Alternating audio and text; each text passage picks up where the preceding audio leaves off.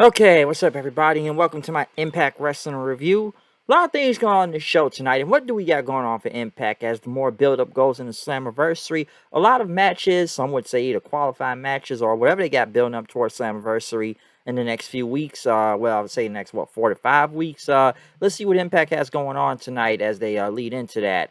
Right off the bat, we had a qualifying match to see who was going to get a spot in the Ultimate X match at Slammiversary between both Laredo Kid and Speedball Mike Bailey.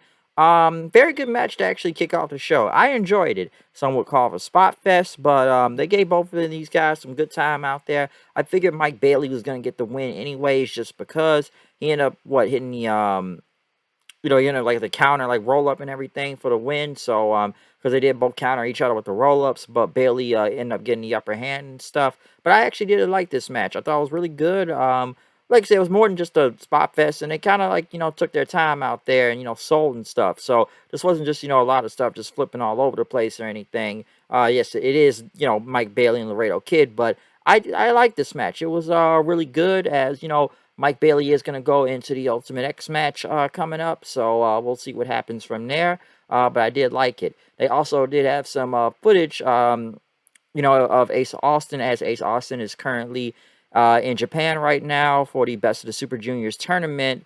For New Japan and everything. He did cut a promo from there talking about how Mike Bailey has made it, into the Ultimate X match and how chose to be selfish and align with him and whatnot. But right now, I'm like 3-time X Division champion. I'm the first person ever from Impact to even be in the Best of the Super Juniors as the X Division champion. Because he said he already got a win. Which, if you are watching Best of Super Juniors right now, he does have 2 wins as it is already. So I think he has 4 points right now. I believe his next match is on Saturday against Hiromu Takahashi.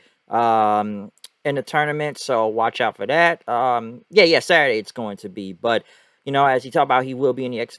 He's still doing the whole Best of Super Juniors. He will be back for Slammiversary, and it'll be his 3rd Ultimate X match, and he's gonna walk in, as the champion, and he still will walk out as the champion. But at least they did have footage of him to see what he's doing over there in New Japan Pro Wrestling right now for the tournament. Like I said, hey, you got the X Division champion representing over there, so there you go.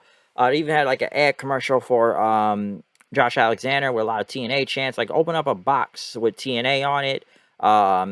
And stuff. Maybe I guess they're gonna be bringing a lot of people back for Slammiversary, given it's the 20th anniversary. We'll see what happens there.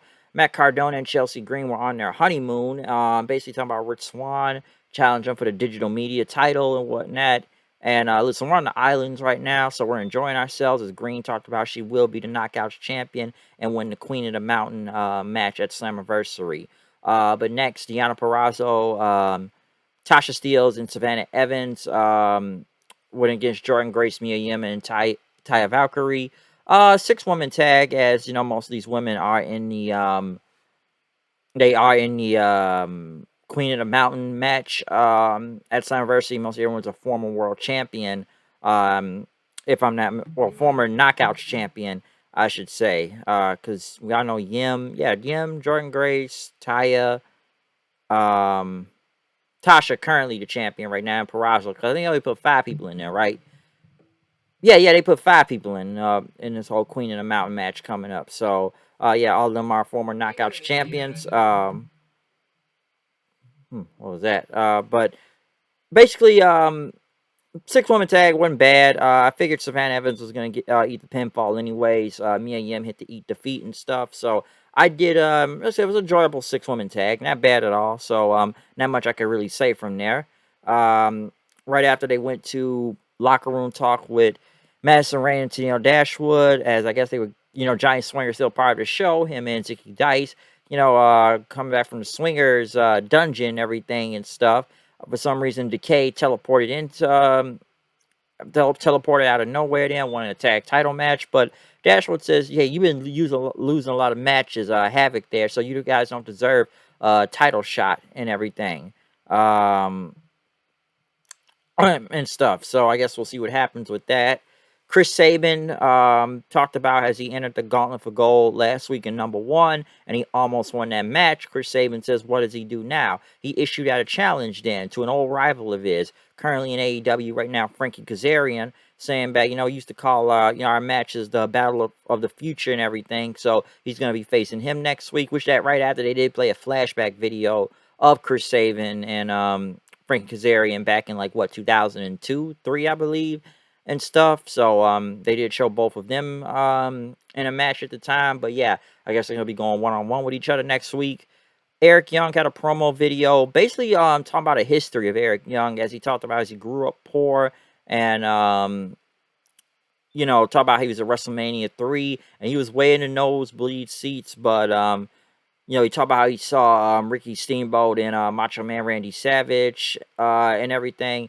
And, talked about, like I said, it was hard at the time. Like I said, he was poor and stuff. But he even talked about, coming into TNA with one of his best friends, still his best friend to this day, Bobby Roode, Team Canada. And they said, they only signed, like, what, a 4-day contract and everything just to be back in TNA in 2004. They never even questioned it. They just wanted to work.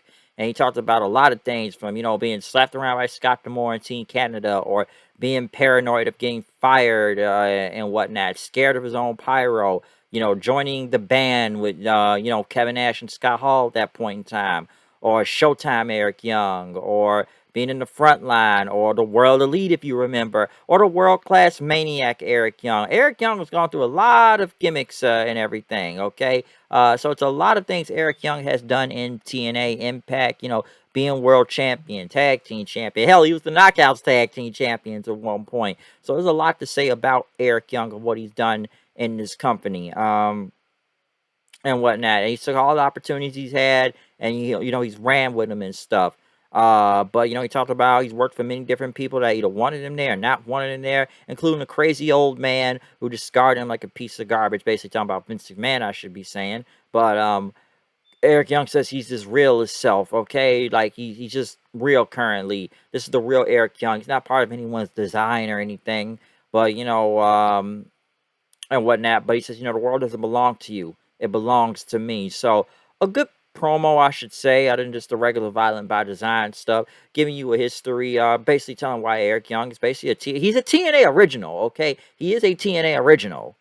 I'm sure a lot of people don't really want to see this in the main event of Slammiversary. I personally, like I said last week, I would have gone with Morrissey winning. I like Eric Young, but do I really think it should be? Does it really scream main event of him versus Josh Alexander at Slammiversary? I get you want to honor 20 years and everything of TNA and stuff. Yes, he's an original and everything, but you're trying to push the new guys and everything. You don't really need to bring the past that much back. So I'm still surprised that Eric Young is still in the main event of Slammiversary against Josh Alexander. But I did like the video package of explaining his entire career in TNA to what he has done.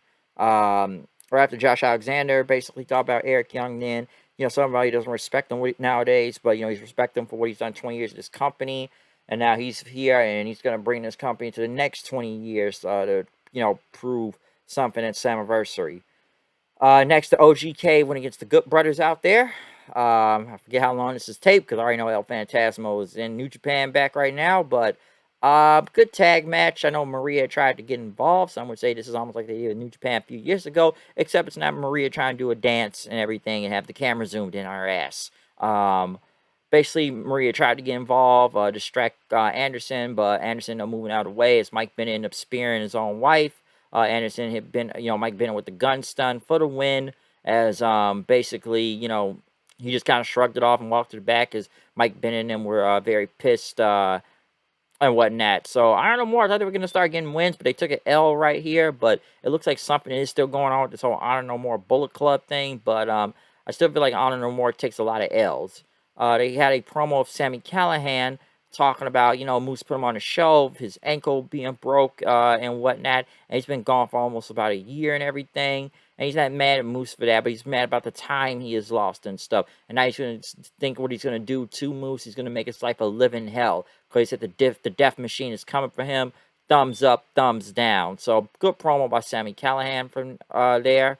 Next, Masha Slamovich, once again, with another squash match of the week against Shauna Red. But as Masha Slamovich won, the lights went out, and Havoc came out basically challenging Masha Slamovich. So I guess we're giving Masha Slamovich her actual first real match and everything in the squash match. They've been taking their time and building up Slamovich out there. Okay, so I want to see what happens now that they're giving her a legitimate opponent this time than just a random squash match of the week. So ready to see what goes on from there. Raj Singh and Mahabla Shira were in the back, basically talking about Bhupinder Guhar. Um, basically we saw things in the ring. Morrissey showed up then as Bhupinder said, I didn't need your help and everything, but Morrissey said, take it from him, man. It doesn't hurt to ask help from others. So I don't really know what they got Morrissey doing. And then again, I'm not caring that much about the whole Desi Hit Squad again or Bhupinder. I'm trying to see where they're going with this, but I'm like, I still think they should have Morrissey in the main event in the world title picture, though, if you ask me. But in the main event, we did get the Briscoe brothers versus Violent by Design for the tag team titles. The match was okay. I know it was the rematch and everything. I thought the match wasn't that bad.